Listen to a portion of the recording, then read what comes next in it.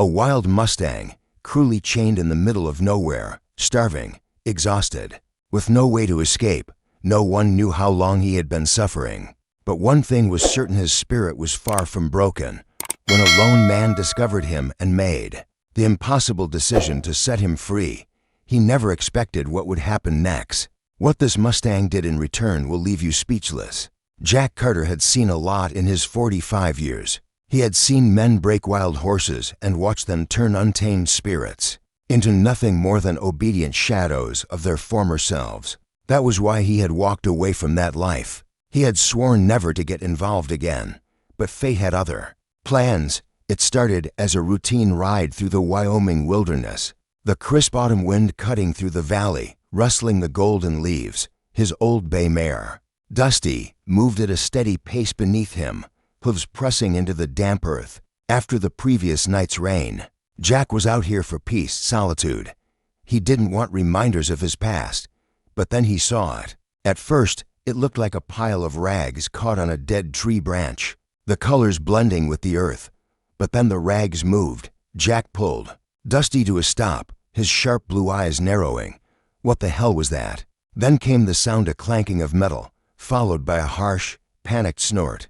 Jack's stomach clenched. He knew that sound. Chains. He slid off Dusty in one fluid motion, dropping the reins loosely over a low-hanging branch. His boots crunched against the dirt as he moved closer, careful not to make any sudden noise. And then he saw him, a wild Mustang. His rich brown coat was streaked with mud and sweat, his mane tangled and wild, falling over his dark, terrified eyes. He was massive, taller than most Mustangs Jack had seen, his muscles barely concealed beneath the layer of dirt and exhaustion. But what stood out the most were the chains, thick, rusted iron wrapped tightly around his front legs, cutting into his flesh, keeping him tethered to an old, splintered wooden post hammered into the ground. The Mustang's nostrils flared, his sides heaving with ragged breath, his ears pinned so tightly against his head that Jack knew this horse wasn't just scared. He was fighting for his life. Jack clenched his jaw. Who the hell would do this? He took another slow step forward. The Mustang jerked violently, hooves scraping against the ground, muscles coiling. Jack stopped.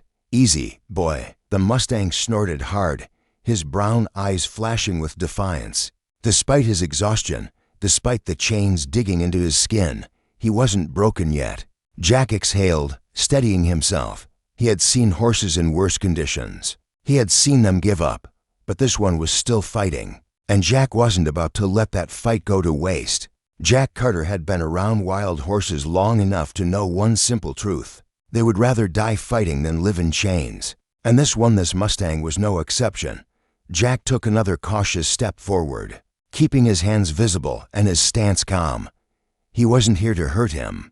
The Mustang didn't know that yet, but he would. Easy, boy, Jack murmured. The Mustang threw his head back, yanking at the rusted iron chains wrapped around his front legs. The metal clanked loudly, rattling against the wooden post that kept him prisoner. His deep brown coat was streaked with sweat, his flanks rising and falling in heavy, panicked breaths. His hooves scraped at the dirt, desperate for escape. Jack's gut twisted. The way the chains dug into the Mustang's flesh told him one thing: this wasn't recent. Someone had left this horse to suffer. Jack gritted his teeth. He didn't know who had done this, but he sure as hell wasn't about to let them win. He slowly crouched, his boots pressing into the damp earth, inspecting the chains, thick, rusted, twisted tight. Whoever had done this hadn't wanted the horse to break free on its own. Jack reached for his knife. The Mustang snorted sharply, muscles tensing. Easy, fella. Jack kept his voice low and steady. The Mustang watched him, ears pinned, every muscle coiled like a spring, ready to snap. Jack could see it in his eyes, pure survival instinct. This was it, the moment of truth. Jack slowly extended his hand, holding the knife away from the horse. I'm going to cut you loose. All right. The Mustang's ears flicked forward, then back again. Jack wasn't sure how long he stayed there, crouched in the mud, staring at the animal in front of him. Maybe a minute, maybe 10. Time didn't matter right now. Then, in a single fluid motion, Jack reached out and sliced through the first chain. The Mustang reared. It happened so fast, a flash of hooves, the sharp crack of iron snapping, the sheer force of muscle and desperation exploding at once. Jack threw himself backward, hitting the ground hard just as one of the Mustang's front hooves swung dangerously close to his chest. The horse screeched, half stumbling as his weight shifted forward. Jack barely had time to react before bang. The rotting wooden post snapped in half. The Mustang collapsed forward, his massive body crashing onto the dirt with a weight of exhaustion. Chains rattled, hooves kicked, dust exploded into the air. Jack rolled onto his feet, ignoring the ache in his ribs. He didn't care that he'd nearly been crushed. He cared about one thing. Was the Mustang still alive? Through the thick dust, Jack saw him. The horse was down, but not for long. With a deep, guttural grunt, the Mustang kicked out his legs, forcing himself upright. He staggered, his massive body trembling, but he wasn't broken. Not yet. Jack's breath hitched. The chains were still tangled around the Mustang's legs, but now they were loose enough for him to break free. The horse realized it, too, and then he bolted. Jack didn't even have time to react. 1 second, the Mustang was standing in front of him. The next, he was gone, galloping into the dense wilderness, chains dragging behind him, disappearing between the trees. Jack stood there, breathing hard, watching as the last trace of the Mustang vanished into the wild. And then silence. Jack exhaled sharply, wiping the sweat and dirt from his face. Well, that was one hell of a thank you. Jack Carter stood there, hands on his knees, breathing hard, watching the last trace of the Mustang disappear into the wild. He had done what he came to do. He had freed him. That should have been enough. But then Jack's eyes flicked downward to the broken chains, half buried in the dirt. Pieces of rusted iron still lay at his feet, snapped where the Mustang had fought for his life. And then he thought about the other half of those chains, the one still dragging behind the horse. As he ran blindly into the forest, Jack muttered, a curse under his breath. This wasn't over. He grabbed Dusty's reins, swinging up into the saddle in one smooth motion. His old mare flicked an ear back at him. Sensing his tension, Jack exhaled, rubbing her neck. Yeah, girl, I know, this isn't smart, Dusty huffed, shifting her weight. Jack had spent years breaking Mustangs, taming them, and teaching them to trust. But this wasn't a round pen or a ranch. This was the wild. That Mustang didn't owe him a damn thing. Still, Jack pressed his boots lightly into Dusty's sides, and the mare moved forward, following the disturbed trail of hoofprints in the mud. Tracking a wild Mustang was like chasing a ghost. Jack knew that. Most people wouldn't even try. Hell, most wouldn't have noticed the signs. But Jack, he had spent half his life reading the land. The Mustang had taken off fast, leaving deep gouges in the damp soil where his hooves had dug in. The trail cut straight through the trees, snapping small branches in his path. But then, the track started weaving, zigzagging the way a horse does when it's not running in straight panic anymore, but trying to shake something off. Jack frowned. The chains. That damn metal was still clanking behind him, probably spooking him. Even more, Jack clicked his tongue, urging Dusty into a steady lope. The tracks were fresh. If he hurried, he could catch up. At first, it was just the rustling of leaves, the distant rush of wind through the valley. But then clank. Jack stiffened. There it was again, the sharp, unmistakable clanking of iron on the rock. He pulled Dusty to a stop, heart pounding. The Mustang was close. Jack dismounted silently, dropping the reins, knowing Dusty wouldn't wander. His boots pressed into the wet ground as he moved forward, carefully pushing through the trees. And then he saw him. Thunder stood frozen in a shallow creek, his massive brown body drenched in sweat, his sides heaving with exhaustion. But he wasn't running anymore because he couldn't. The chains had caught on a fallen log, yanking tight around his front legs. Every time he tried to pull away, the metal dug deeper. Jack felt his chest tighten. The Mustang was trapped again. But this time, Jack wasn't the enemy. The horse's ears twitched violently, his tail swishing in agitation. But he didn't rear or thrash like before. He was too tired now. Jack crouched low, keeping his movements slow. Guess we're not done yet. Huh. Thunder flicked an ear toward him. Jack took a breath, steadying himself. This was it.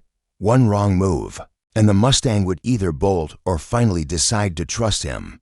Jack Carter had done a lot of stupid things in his life. Walking straight toward a wild Mustang trapped in chains for the second time, this might be the dumbest. Thunder stood in the shallow creek, his massive brown body soaked with sweat, his powerful legs trembling under his weight. But this time he wasn't running. Not because he trusted Jack, but because he couldn't. The chains wrapped around his front legs had caught on a fallen tree, yanking tight whenever he tried to move. Every time he struggled, the rusted iron bit deeper into his skin. Jack exhaled. This had to end now. Jack took a slow step forward, his hands open, visible. Thunder snorted hard, ears twitching, muscles flexing with tension. Jack stayed calm, his deep blue eyes locked onto the Mustang's. It wasn't about strength anymore, it was about who would back down first. Jack crouched, keeping his movements slow. Easy, big guy. We've been through this already. Thunder watched him, nostrils flaring. Jack could see it now, the exhaustion behind the fear. The Mustang was fighting two battles, one against the chains and one against his own instincts. Jack reached for his knife, fingers closing around the handle. Thunder flinched. Jack froze, his breath slow and controlled. "Not going to hurt you," he muttered. The Mustang's dark eyes darted to the blade, then back to Jack. Jack made the first cut. The knife sliced through the old rope tangled with the chains, loosening the tension around Thunder's legs. The Mustang shuffled uneasily, testing the new slack in the restraints. Jack took a slow, deep breath. He moved for the final link of iron, the one biting deepest into Thunder's skin. Thunder stiffened. Jack's fingers brushed the metal, and then Thunder made his choice. The Mustang exhaled sharply, not a snort of fear, but of acceptance. Jack didn't waste a second.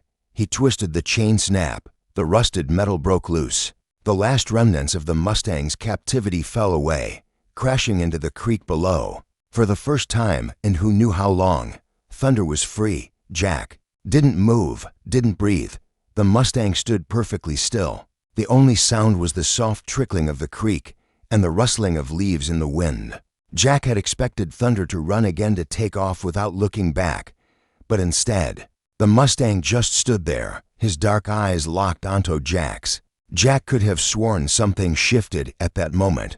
It wasn't trust, not yet, but it was something. Thunder gave one final huff, then slowly turned and walked away, not bolting, not in fear, just leaving. Jack sat back on his heels, wiping sweat from his brow. He exhaled. Well, guess that's that. And then Thunder did something Jack never expected. Jack Carter had freed the Mustang. That should have been the end of it. But as Jack sat in the dirt, catching his breath, something strange happened. Thunder didn't leave. He had turned and stepped into the trees, his massive brown body blending into the shadows. But then he paused. Jack's breath hitched. The Mustang turned his head slightly, his dark eyes flicking back toward Jack. And then he came back. Jack didn't move, didn't dare breathe. The Mustang stepped forward, slow, deliberate. His muscles rippled beneath his coat, his mane shifting in the wind. He was still wild, still untamed, but right now he was choosing to stay. Jack stood slowly, careful not to startle him. Thunder watched him, ears twitching, nostrils flaring, but he didn't step back. Jack had spent years breaking horses, taming them, and training them to trust. He had seen every kind of reaction, but never this. "All right, big guy," Jack murmured. "What now?" Thunder huffed, shifting his weight. His hooves pressed into the damp ground, but he didn't bolt. Jack took one careful step forward. Thunder stayed still. Jack reached slowly, extending his calloused hand toward the Mustang's muzzle. Thunder's ears twitched back. For a second, Jack thought he'd made a mistake, but then the Mustang lowered his head. Just a fraction, just enough. Jack's fingers brushed against Thunder's muzzle. He felt the warmth of his breath, the coarse texture of his fur, and for the first time ever, the Mustang allowed it. Jack let out a slow breath. He had never planned for this. He had freed Thunder because it was the right thing to do. But this horse, this wild, untamed soul had just made a decision of his own. He could leave at any moment, but instead, he stayed. Jack knew better than to push his luck. He took a slow step back, dropping his hand. Thunder blinked, nostrils flaring, his tail swishing once before he finally turned and walked away again. But this time, he didn't run. Jack watched him go, disappearing into the trees, his massive frame blending into the golden light of late afternoon. And this time, Jack didn't feel like he was watching a stranger vanish. Into the wild, he felt like he was watching an old friend go home. Jack Carter had spent his whole life believing wild horses didn't owe anyone a damn thing. That was the way it was supposed to be. You freed them, you let them go. And if you were lucky, they never looked back. But Thunder had, and Jack wasn't sure how to feel about that. The sun had begun its slow descent behind the Wyoming mountains. The air was crisp and quiet, the kind of evening where nothing should feel out of place. But Jack couldn't shake the feeling that something wasn't right. He had made it back to his horse, Dusty, who waited patiently near the creek. He ran a hand through her mane, exhaling as he looked back toward the trees where Thunder had disappeared. "You're thinking too much," Jack muttered to himself. He had done what he came to do. The horse was free. That should have been the end of it. Then a sound cut through the silence. Jack froze. It was faint at first, a low, distant rustling. Something is moving fast through the brush. His gut clenched. Wolves. It wasn't uncommon. He'd seen signs of them earlier, but he'd been too focused on Thunder's chains to worry. Now, his instinct screamed at him he wasn't alone. Dusty shifted beneath him, ears flicking toward the sound. Jack reached for his rifle, eyes narrowing as he scanned the tree line. Then something burst through the trees. Jack's breath caught. Thunder, but he wasn't alone. Behind him, weaving through the underbrush, came 3 wolves, lean, hungry, and closing in fast.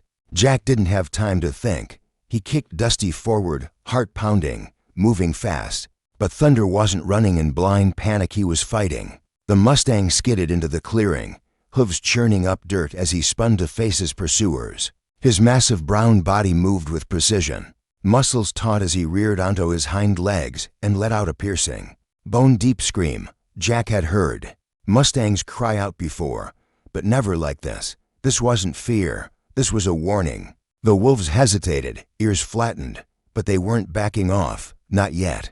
Their yellow eyes flicked between Thunder and Jack, watching, calculating, and waiting for a weakness.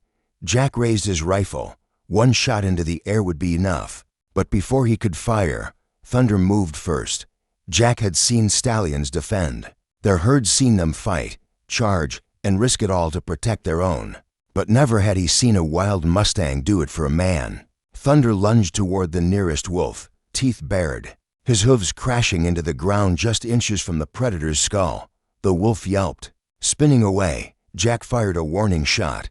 The sound tore through the valley, echoing like thunder. Across the cliffs, it worked. The wolves bolted, vanishing into the trees. Silence followed. Thunder stood firm, sides heaving, ears still pinned back. Jack lowered his rifle, stunned. The Mustang had protected him. Their eyes met. Jack didn't know how long they stood like that, maybe a second, maybe a lifetime. Then Thunder gave a final huff, shook his mane, and turned. Not with panic, not with fear, but with control. Jack let out a slow breath, wiping the sweat from his brow. Well, I'll be damned. He had spent his life believing that wild horses belonged to no one.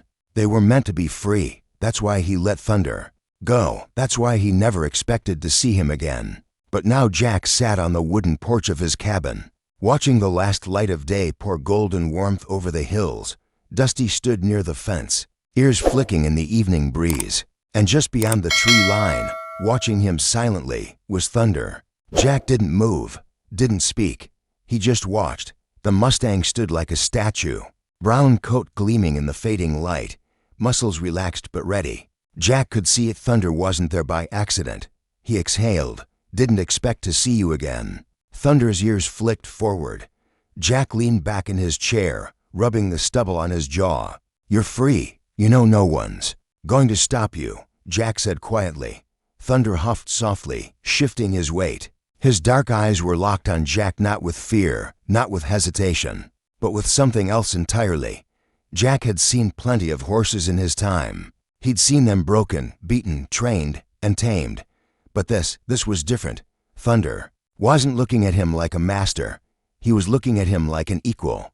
Jack swallowed hard. Hell, maybe he'd been wrong about Mustangs. Maybe some did remember. He stood slowly, keeping his movements calm and easy. Thunder didn't flinch, didn't bolt. He just watched. Jack took a step forward. "Well, big guy," Thunder exhaled, sharply, shaking his mane. Then he took a step forward, too. Jack felt a tightness in his chest. This was it. Thunder was choosing to stay not as a captured horse, not as a tamed animal, but as something else entirely. A friend. Jack let out a slow breath, stepping back toward the porch. "Suit yourself, big guy." Thunder stayed right where he was, and for the first time in his life, Jack realized that maybe some wild things were never meant to be tamed. Maybe some were just meant to stay wild, right by your side.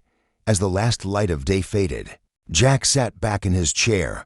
The Mustang stood just beyond the fence, watching over him. Neither of them moved, neither of them needed to.